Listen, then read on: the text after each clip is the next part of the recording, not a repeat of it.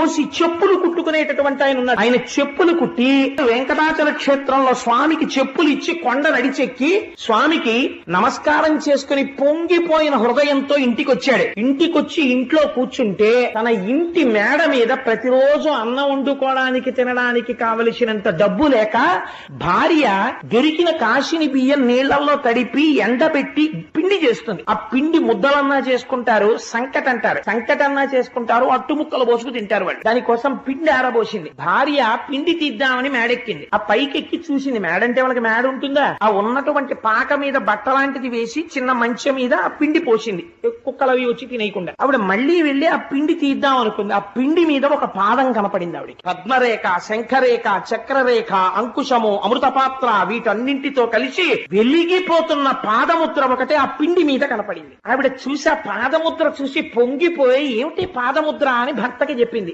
ఆయన వచ్చి చూసి ఈ ముద్ర చూస్తుంటేనే అవ్యాజమైన ఆనందం వస్తోంది. పెద్దలు పంతులు గారిని ఎవరినన్నా తీసుకొస్తానని తీసుకొచ్చి చూపించాడు. తీసుకొస్తే ఆయన చూసి అయ్య బాబో ఇది వెంకటేశ్వరుడి పాదం రా అన్నాడు. వెంకటేశ్వరుడి పాదం పిండి మీద పెడితే ఆయన ఏం చేశాడో తెలుసా అండి? నాకేమొచ్చు, నా స్వామికి వచ్చి చెప్పిస్తాను. నా స్వామి కాలి సైజు తెలిసింది. మొన్న ఇంత చెప్పులే పట్టుకెళ్ళా, ఈ సైజుకి సరిపడ చెప్పు చెక్కుతానని ఒక తోలు పట్టుకొచ్చి తాను చెప్పులమ్ముకు బ్రతకవలసిన వాడు ఉన్న తోలు దాని మీద పెట్టి కోసేశాడు. ఒక్క చెప్పుకే సరిపోయింది. ఒక్క చెప్పు అందంగా కుట్టి తల మీద పెట్టుకుని నడుస్తూ వెంకటాచలం వెళ్లి కొండెక్కే మార్గంలో ఇచ్చేస్తానన్నాడు. అదే సమయంలో శ్రీకాళహస్తి దగ్గర వేరొక చెప్పులు కుట్టేవారింట్లో కూడా ఇదే పాదం పడింది. అక్కడ ఎడం పాదం పడింది, ఇక్కడ కుడి పాదం పడింది. ఆయన చెప్పు కుట్టి తల మీద పెట్టుకుని ఇద్దరు ఒక్కొక్క చెప్పే పెట్టుకుని కటిక దరిద్రులు చెప్పులు కుట్టమ్మేవాళ్ళు చెప్పు పట్టుకుని ఇద్దరు చెప్పులు పట్టుకుని ఏకకాలమునందు కొండెక్కే మార్గం దగ్గర గుడికొచ్చారు. ఇద్దరు చెప్పులు తీసుకు